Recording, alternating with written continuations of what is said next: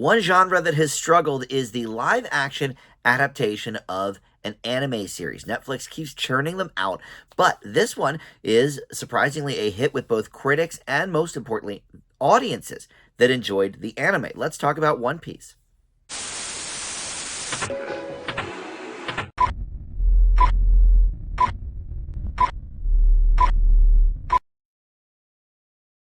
Hey guys, Dan here. This is Dan Reviews It. Welcome to my TV review for the Netflix series One Piece. This is, of course, based on the hugely popular anime. I mean, it's probably one of the most popular animes ever, and it keeps churning out episodes. It's got over 1,000 episodes now, dating back to the late 90s, and it is based on the manga that started a couple of years earlier and is really following along. The manga still is in publication, so every couple of years they do a new season of One Piece based on the thread of the previous couple of years worth of manga. So obviously this thing is a huge success, a lot of potential to kind of irritate the fans and say, oh, what is this, as Netflix has done time and time again with certain other of their live action adaptations, be it a movie or a TV show like Death Note.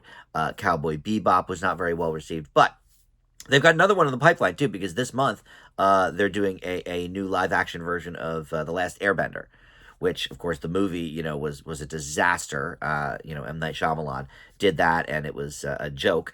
But obviously a lot of fans around that. But listen, before we launch into this show any further, let me welcome you into Dan Reviews It. Thank you for finding this video. We do TV and movie reviews here on the channel, and just about every day something new goes up. So there's always a lot to check out. Please consider subscribing, hit that notification bell, hit that like button, comment below if you would. All that stuff, of course, helps the channel out. All right, so One Piece. Look, I am familiar enough with, some of the characters to see them, but I've never watched this show. I'm not a huge anime person. I've seen, some episodes of like Dragon Ball, and I did watch One Piece, actually. I worked at Hot Topic at the time, and it was, all the rage. So all right, let me see what this is about. And it was fine. I enjoyed it. But because of that, I actually avoided the movie because I heard it was so terrible. But this was quite the anomaly, because not only does it have high critic marks, which, that's fine, but more importantly, I think, for a piece like this is what the fans of the anime think.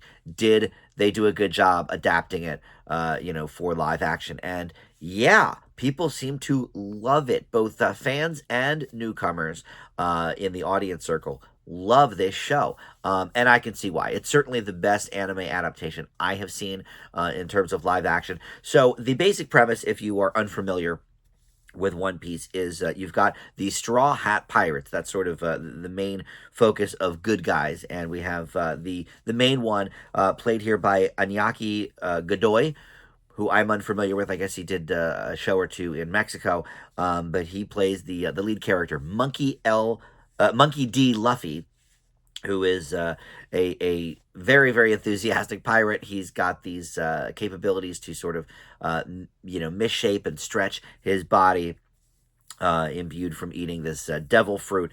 And basically, this show is a quest for him and the rest of his Straw Hat Pirates on a quest for the quote-unquote One Piece, which is a fabled treasure that may elevate Luffy to be the king of the pirates. So that's the basic premise here.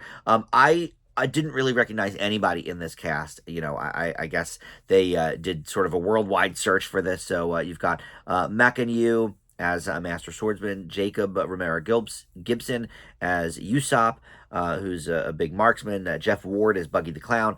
All of these names I don't know. Emily Rudd as Nami, who is a thief and a cartographer, and she appears to know where the One Piece is.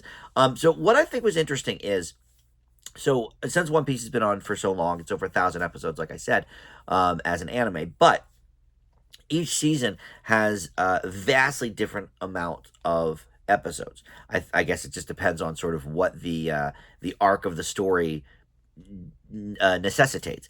And so this first season is 61 episodes long in the anime. Now, granted, the anime is, short. It's 24-minute episodes, where these are about an hour. But still, cramming 61 episodes worth of material into 8 hours for Netflix I thought, well, okay, this is going to be a challenge. And there's certainly going to be, I think, nitpicks from the fans saying, like, okay, well, they sort of missed this plot line entirely, or they, gave us less of this character.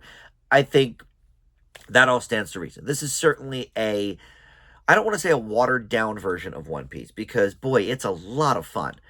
But I don't know the anime well enough to say, okay, here, they missed a bunch of stuff. But look, obviously, if you're doing, if they were 22 to 24-minute episodes, I didn't do the math, but I mean, it's probably at least 20 to 25 hours worth of material that they're now shaving down to 8 for the Netflix show. So, yeah, there's definitely going to be stuff missing and stuff left on the floor. However, what that does allow the show to do is let newcomers in and not have to follow a bunch of different storylines that maybe, in the longer form cartoon anime they're able to do. But the live action, we can really focus on Monkey and his story, and he is, far and away the main focus of this thing. We meet other people along the way. We don't really know much about them, and I didn't watch all 8 episodes, so I don't know if maybe they get their time to shine later on. But in these first few, it's really the monkey story. But my God, they couldn't have picked a better guy.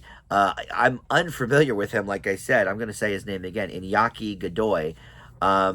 He is fantastic in this. I mean, he's so enthusiastic, and he's got sort of the Jim Carrey nature of like contorting his face. I know there's a lot of CGI here too. When he stretches his arms and stuff. But I think, some of that is his own facial abilities. And I think he's really great at it, and he's fun to watch.